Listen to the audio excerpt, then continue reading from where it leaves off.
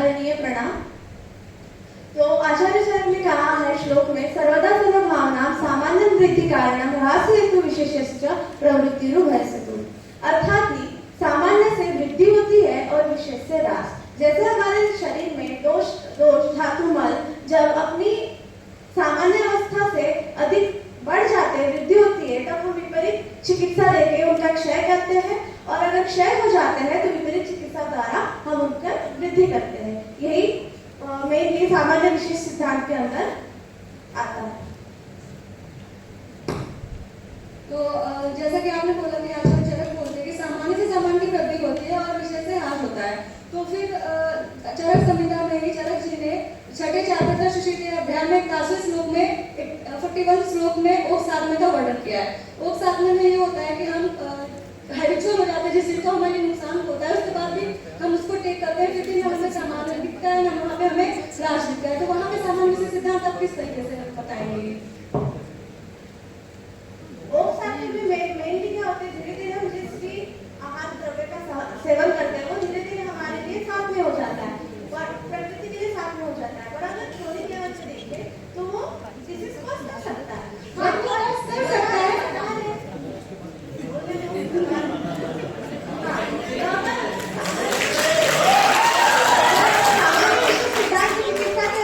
सिद्धांत में अगर देखा जाए तो हम डायरेक्टली कम नहीं कर सकते या अवॉइड नहीं कर सकते, हम उसे पारदर्शी क्रम के द्वारा धीरे धीरे पथ करके सेवन के हाँ, बट वहाँ पर ये है ना कि सामान्य से सामान्य की वृद्धि होगी तो कंटिन्यू वही चीज खाते जा रहे, बट वहाँ पे हमें वहाँ पे समानता नहीं दिखती है ना। अगर इतना है चिकित्सा की पद्धति में सिर्फ सामान्य विशेष एक अकेला सिद्धांत नहीं है जिसके ऊपर हम चिकित्सा करते हैं।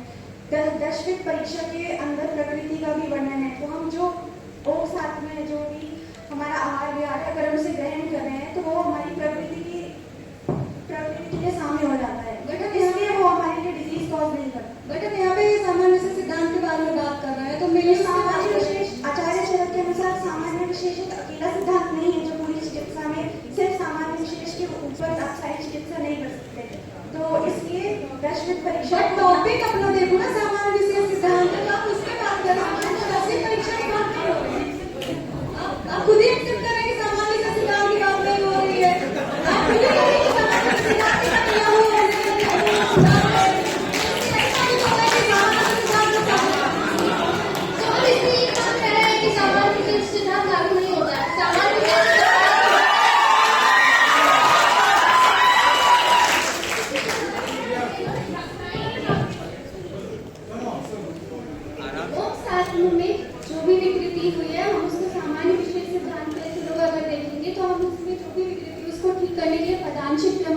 फॉलो करेंगे, धीरे धीरे उसको बढ़ा करके या घटा करके जिस भी तरीके से उसको सामान्य वाला अवस्था में लाएंगे, नेचुरल उसकी प्रकृति को ठीक करेंगे, जिस सामान्य विशेष सिद्धांत का ही है।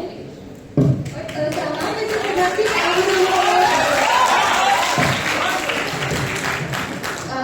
जब डिजीजेज वगैरह में कोई चीज की वृद्धि हो जाती है तो हम उसका क्षय करते हैं, ठीक है, तो ये इस सिद्धांत पे बेस है। लेकिन अगर किसी को सपोज ट्यूमर हो जाता है तो वो बॉडी में ही होता है, तो उसको हम क्षय करा के क्यों ठीक नहीं करते, उसकी सर्जरी क्यों करते हैं?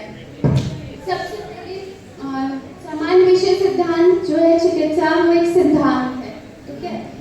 शोधन और शमन, सबसे पहले हम शमन चिकित्सा देखते हैं, जब उसमें काम नहीं होता तब हम शोधन चिकित्सा में उसको शरीर से बाहर निकालते हैं। तो सर्वप्रथम इसमें हम करते हैं जब समन चिकित्सा, जब एक्यूट स्टेट में होता है कैंसर, उसमें हम प्रयोग करते हैं समन चिकित्सा। लेकिन जब वो ठीक नहीं हो पाता है तो उसमें क्रॉनिक स्टेज आती है और भी ज्यादा दोष धातु मल आदि विकृत हो जाता है। कैंसर वगैरह जो ट्यूमर है वो मांस की वृद्धि है, तो इसमें जो चिकित्सा सिद्धांत लग रहा है उसमें कहीं ना कहीं हमें मांस का क्षय करना है, तो जिससे कि इंसान या रोगी ठीक हो जाएगा। तो उसमें सामान्य विशेष सिद्धांत का ही है। हाँ, आप सही बोल रहे हैं। लेकिन कॉज ये है कि अगर आपके बॉडी में कहीं से फॉरेन मटेरियल आ जाता है, जैसे कांटा आपके बॉडी में आ गया या कोई मेटल आ गया, तो उसमें सुई आ गई कुछ भी आपकी बॉडी में, तो उसमें हम उस मेटल के विपरीत हम कोई विरुद्ध द्रव दे देते हैं, तो उससे क्षय क्यों नहीं होता? उसकी भी तो सर्जरी होती है, ऐसा क्यों है?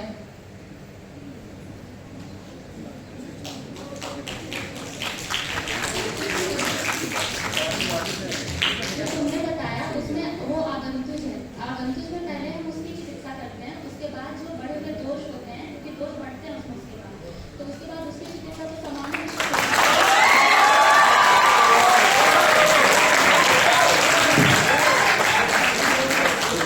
टॉपिक से भटका रहे हैं। यहाँ पे सिर्फ सामान्य विशेष सिद्धांत की बात हो रही है। ऐसे तो फिर हमारा कोई भी क्वेश्चन होगा किसी न किसी सिद्धांत को फॉलो करता है, लेकिन यहाँ पे सिर्फ सामान्य विशेष सिद्धांत की बात हो रही है। अब हमारा अगला क्वेश्चन कीजिए। आपने जो बात की है वो चिकित्सा है, हम सिद्धांत की बात कर रहे हैं। सामान्य सिद्धांत के थ्रू ही हम चिकित्सा करते हैं, ये नींव है। हमारा डिबेट का टॉपिक है, सामान्य विशेष तो फिर इसमें दूसरे सिद्धांत की बात ही नहीं करनी। फिर हमारा कोई भी क्वेश्चन होगा किसी न किसी सिद्धांत को फॉलो करेगा। हमें सिर्फ सामान्य विशेष सिद्धांत की बात करनी है कि कहाँ पे फॉलो हो रहा है, कहाँ पे नहीं फॉलो हो रहा है। आनंद में आप भी तो बाहर से बीमारी हो रहा है। और हमें आगे सामान्य विशेष वो बॉडी के अंदर तो डिफेंस नहीं है। देखो, भाषा या डिबेट को संधाय तक रखो, विग्रह पे मत ले जाओ। क्वेश्चन आपने उठाया था कि एक्सीजन क्यों करते हो, और एक्सीजन में सामान्य विशेष का सिद्धांत तो नहीं है। तो सर हमको लिमिटेशन ही बता रहे हैं आप सामान्य विशेष सिद्धांत का। उन्होंने उसका बहुत जेन्युइन आंसर दिया है। यहाँ पे आगंतुक की बातें आपने क्यों की? उसकी वृद्धि भी किसी हेतु से नहीं हो रही, वो आगंतुक आया है, हेतु नहीं उसके लिए कोई, उसके लिए कोई हेतु है ही नहीं, तो आगंतुक है।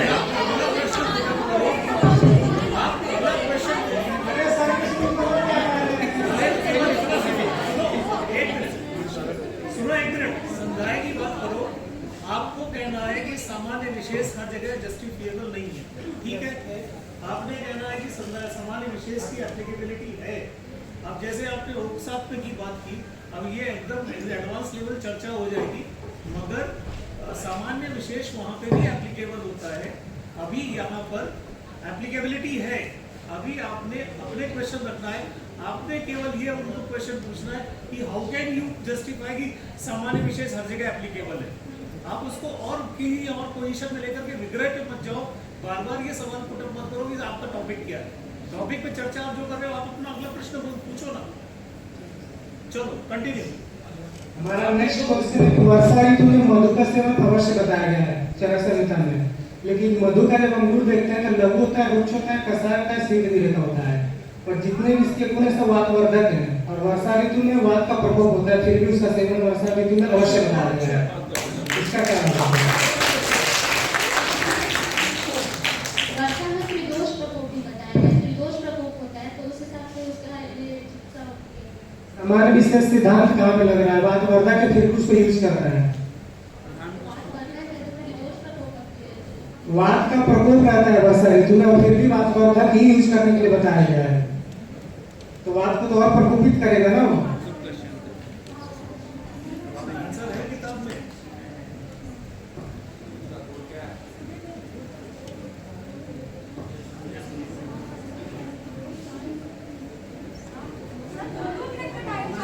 हाँ, गुड क्वेश्चन।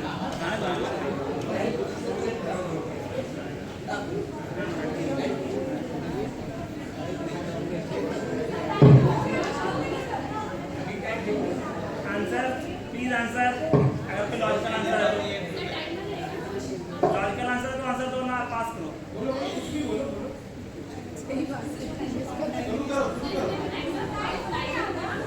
चलो नेक्स्ट क्वेश्चन कराएं। वर्षा ऋतु में त्रिदोष प्रकोप होता है, ठीक है। और मधु का जो गुण है वो रुक्ष गुण है, जिसके कारण वो कफ का शमन करता है। वात प्रकोपक भी होता है, उसका लघु, रुक्ष, कसाय और शीघ्र भी है। वीर भी शीघ्र है। उसके कारण बाकी के दोषों को तो देखेंगे। त्रिदोष प्रकोप में तो तीनों दोषों को देखेंगे। वात का प्रकोप रहता है वर्षा ऋतु में, फिर भी उसका सेवन अवश्य करने के लिए बोला गया है।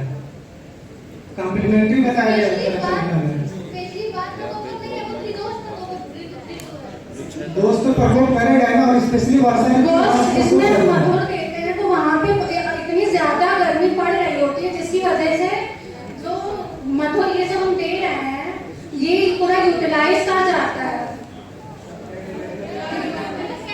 कैंसर कर देता है। यहाँ पे बात मधुर दिया जा रहा है। लॉजिकल आंसर नहीं, अगला क्वेश्चन करें। लॉजिकल आंसर नहीं है कोई। नेक्स्ट क्वेश्चन, अस्थि क्षय जन्य रोग में तिक्त रस का सेवन बताया गया है। अस्थि क्षय रोग में तिक्तरस का सेवन बताया गया उसके ट्रीटमेंट के लिए। तिक्तरस वात को प्रकोपित करता है, फिर अस्थि का हम कैसे ट्रीटमेंट कर रहे हैं अस्थि क्षय रोग में? तो फिर ट्रीटमेंट के लिए कैसे यूज कर रहे हैं? वही तो कुछ क्वेश्चन है मेरा, वही तो क्वेश्चन है, तो क्यों यूज कर रहे हैं?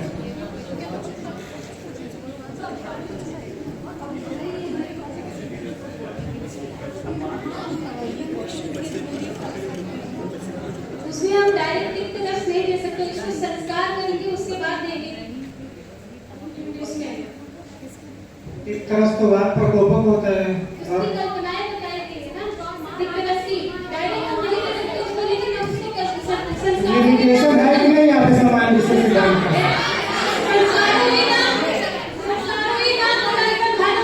संस्कार करके हम उसके गुणों को बदलाव करके हम कर सकते हैं।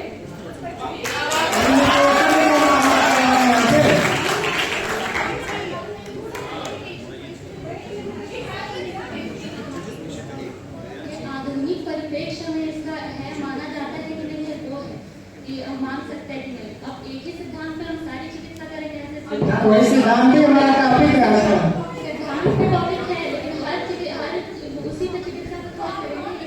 सामान्य विशेष सिद्धांत यूनिवर्सल माना गया है। उसका यूनिवर्सल माना गया है, लेकिन उसके साथ में जो बाकी सिद्धांत है आप इस सिद्धांत पे तो आधुनिक परिप्रेक्ष्य में बोला गया है। तो अभी उसको अप्लाई क्यों नहीं कर सकते वो बताओगी, और सिद्धांतों की बात छोड़ दो। सर आधुनिक परिप्रेक्ष्य में जैसे आजकल का जो लाइफ स्टाइल है उस पर हम देखेंगे कि सामान्य चिकित्सा, सामान्य विशेष चिकित्सा कितना मतलब ये उसमें लाभकारी है, सेडेंटरी लाइफ स्टाइल से या ओबेसिटी इन सब चीज़ों में। पर यूनिवर्सल नहीं, इसका क्वेश्चन अच्छा है। तिक्तरस का प्रयोग क्यों बताते? बात वर्धक है तो बात व्याधि में तिक्तरस का प्रयोग क्यों बताया गया है? इसका आंसर दो आप। उदाहरण दो, क्यों करते हैं, कैसे करते हैं? elaborate करो, जो बोले उसको elaborate करो थोड़ा बड़ा आगे।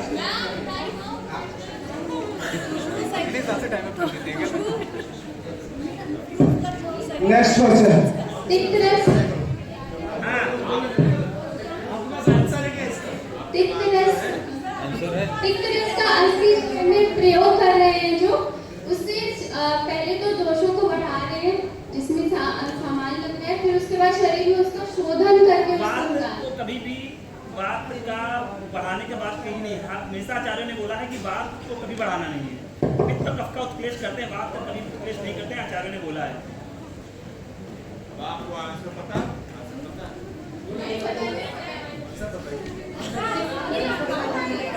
तिक्तरस में जो तिक्तरस है उसमें जो महाभूत है, जो तिक्तरस है उसमें जो महाभूत है आकाश और वायु महाभूत है, ठीक है, ये दोनों है।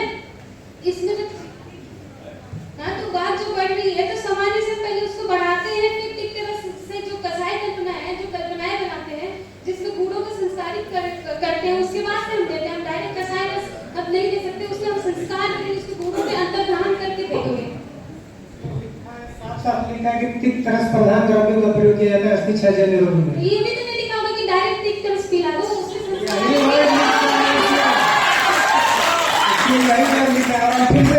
सामान्य से सिद्धांत की बात कर रहे हैं।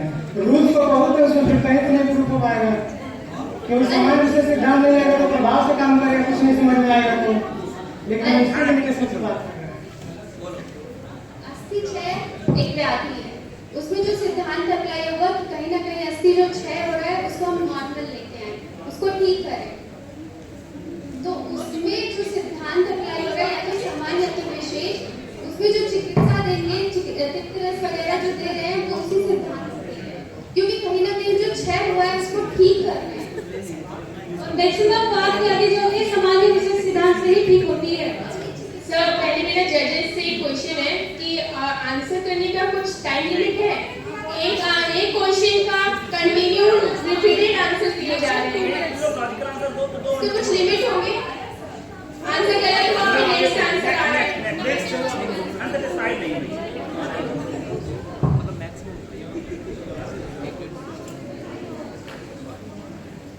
सामान्य विशेष सिद्धांत यूनिवर्सल नहीं है।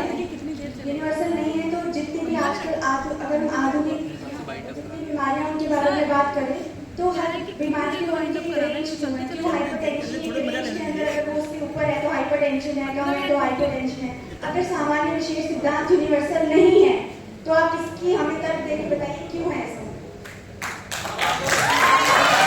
सामान्य विशेष सिद्धांत यूनिवर्सल हम इस बात से मानते हैं। फिर से आपने कहते हैं उसकी लिमिटेशन काउंट करवा रहे हैं यहाँ पे, लिमिटेशन काउंट करवा रहे हैं ना, इसको हम डिनाई करने के लिए यहाँ पर कि सामान्य विशेष सिद्धांत ही गलत है। आप मॉडर्न की बात कर रहे हैं, हाइपोथायराइडिज्म की बात कर लीजिए। हाइपोथायराइडिज्म में आप मधुरस का सेवन कराएंगे, ब्रिंगा कराएंगे, लेकिन फिर भी इंसान दुबला पतला रहता है हाइपोथायराइडिज्म की कंडीशन में। जैसे सामान्य विशेष सिद्धांत यूनिवर्सल है, आप भी कह रहे हैं लिमिटेशंस है, तो उन लिमिटेशंस को हम सामान्य विशेष सिद्धांत के साथ बाकी चिकित्साओं को इंक्लूड करके ही तो चिकित्सा दे रहे हैं। लेकिन हम तो सामान्य विशेष सिद्धांत तो सिद्धांत तो उसी में भी यूज हो रहा है ना, चाहे थोड़ी देर बाद ही यूज हो।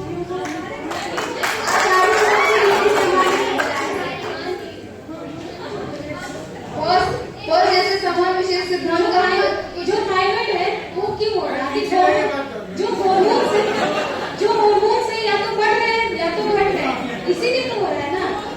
और मतलब जैसे हम ये बताना चाह रहे हैं कि समान विशेष सिद्धांत सर्वतंत्र सिद्धांत नहीं है, वो सब मानते हैं, हम कोई उसको डिनाई नहीं कर रहा है। लेकिन आप जो कह रहे हैं कि हम लोग मानते हैं तो ठीक है। जैसे एक लॉ होता है, लॉ ऑफ डोमिनेंस, वो आपने सबने बायोलॉजी में पढ़ा होगा, तो उसका एक तो लिमिटेशन है इनकम्प्लीट डोमिनेंस या को डोमिनेंस जो हमारे ब्लड में होता है, ठीक है। लेकिन इसका समान विशेष जैसे अगर किसी चीज का वो होता है, क्या बोलते हैं,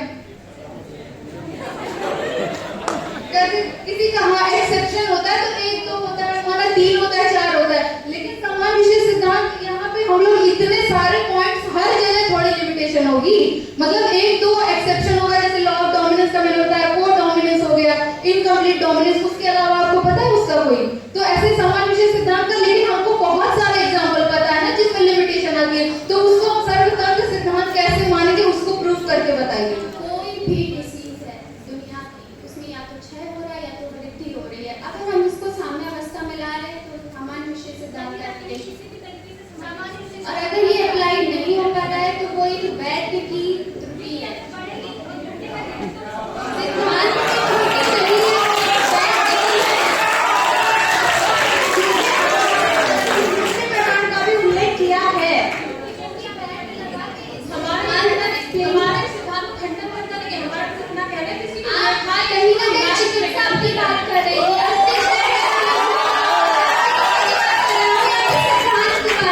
आपके सीमाओं को रेखांकित करने की बात कर रहे हैं। हमारे विशेष सिद्धांत हम भी मानते हैं, हम क्यों ना मानेंगे सिद्धांत को, लेकिन इसकी कुछ सीमाएं, कुछ लिमिटेशंस है। वो सीमाएं जो हैं वो अभी तो आगे नहीं आगे तो सीमाएं है, या सिद्धांत का यूज करके रोगी को ठीक किया जा सकता है, और अगर नहीं कर पा रहा है तो वो एक वैध की लिमिटेशन है।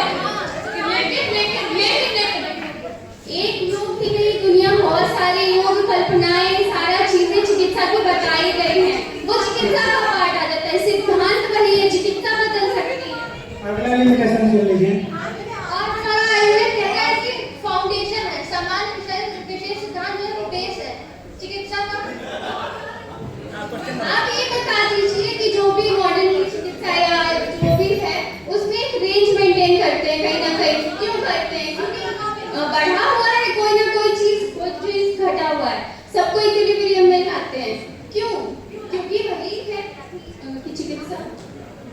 आपको लगता है ना कि जो सामान्य विशेष सिद्धांत है वो आयुर्वेद का मूलभूत सिद्धांत है, उसके बेस को मान के हम चिकित्सा करते हैं। आप इस पक्ष में, हम इस चीज का खंडन नहीं करते, ठीक है भाई, हमने भी वही सारी चीजें पढ़ी, ठीक है, लेकिन उसकी कुछ सीमाएं हैं, ठीक है, जो है लिमिटेशन, जो अपवाद है, ठीक है, कुछ अपवाद इसमें दिए गए हैं जो संहिताओं में बता दिए गए कि हाँ ये चीजें अपवाद है। एक बहुत सिंपल सा क्वेश्चन है, क्या सामान्य विशेष सिद्धांत द्विदोषज या त्रिदोषज व्याधियों पे काम करता है, जहाँ पे 2 दोष इन्वॉल्व होते हैं? क्या काम करता है? अगर करता है तो मुझे एग्जांपल देके बताइए। व्याधिन एक दोषज, 2 दोष अगर इन्वॉल्व है, सुनिए, व्याधिन एक दोषज, छपड़ीन चित्तश। वाह, इसका जो अर्थ है या तो वृद्धि कर रहे हैं या तो क्षय कर रहे हैं, बट उसी सिद्धांत से ही चिकित्सा कर रहे हैं। ये ठीक है, मेरी बात आप मेरी बात नहीं समझ रहे। संधि पातक जो अर्थ है ये चिकित्सा का सिद्धांत है और ये श्लोक में मेंशन है। एक मिनट, या बढ़िया तो कहते हैं, सुनो मेरी बात सुनो, वैसे उस सामान्य सिद्धांत करके अनुसार करके हम इसके एटलीस्ट लेट मी स्पीक।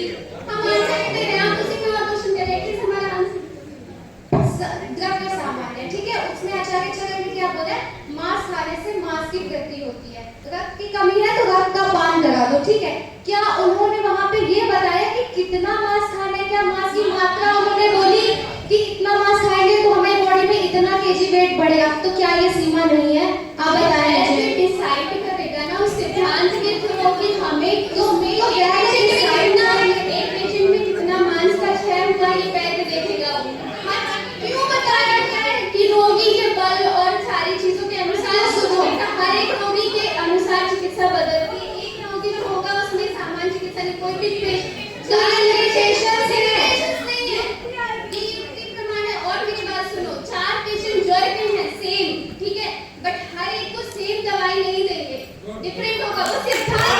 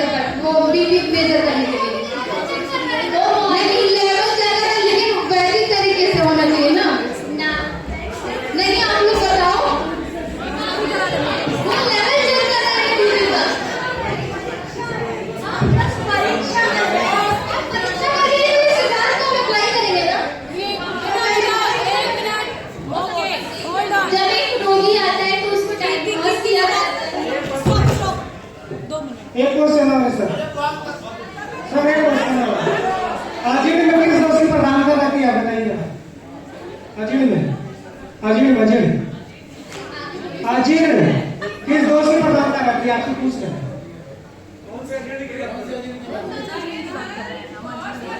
रसलेसा जीर्ण हो गया, नॉर्मल अजीर्ण खिलाते हैं, किस दोषी प्रधानता रहती है? आपको एक अजीर्ण रसलेसा जीर्ण हो गया या फिर अजीर्ण जो भी आपको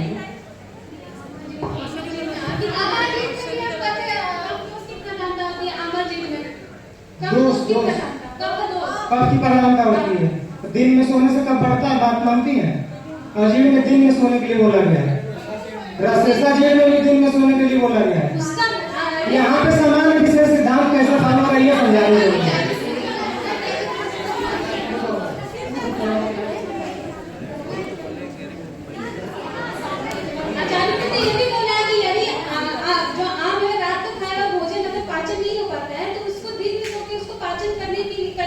तो कब बढ़ेगा